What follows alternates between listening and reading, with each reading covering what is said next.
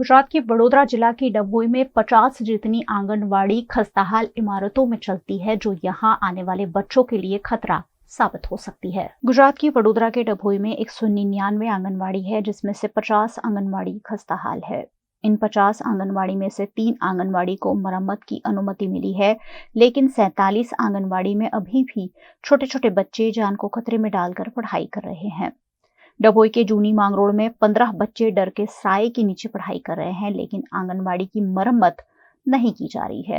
इस मामले अभिभावकों ने आपत्ति जताते हुए नई आंगनवाड़ी बनाने की मांग की है। हमारा घर आंगणे जो बाळ मंदिर छे એ પડી જાય એવી શક્યતા છે। કોઈ બી છોકરો દબાઈ જાય એની જવાબદારી કોણ લે? અને અમે શિલ્પાબેને રજૂઆત 2 વાર મેં બોલી હતી અને એમનો નંબર બી નોટ છે ગાડીનો મારી કને કે આ છોકરોને કઈ રજૂઆત કરો, છોકરાનું કઈ કરો, પણ શિલ્પાબેન જોઈને છોડામાં બેહી નહીં ગયા છે અહીં આગળ, પણ શિલ્પાબેનના કઈ કોણ ઉઘડતા નહીં। મારી આંગણવાડી જર્જરિત છે। કેટલી વાર કહેવા છતાં જો આંગણવાડીનું કોઈ કાર્યવાહી નહીં કરી, પણ આંગણવાડી મારી મંજૂર થઈ ગઈ છે, હવે થોડા ટાઈમમાં થઈ જશે એવું ઉપલે અધિકારીઓ કહે છે।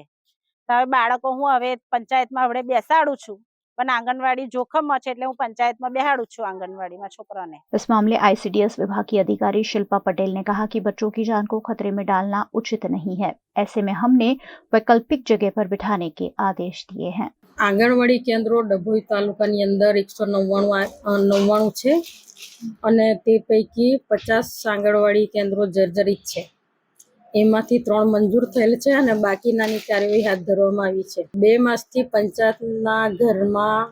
પંચાયતના મકાનમાં બાળકોને બેસાડવામાં આવે છે, પરંતુ ગામના વાલીએ આવીને પછી રજૂઆત કરીને પછી બાળકોને ત્યાં પંચાયતમાંથી ત્યાં જર્જરિત મકાનમાં લઈ ગયા અને પછી આવો બધું કંઈક પ્રશ્ન ઉપસ્થિત થયો હતો એવું મને ધ્વનિ સંદેશ દ્વારા જાણવા મળેલ।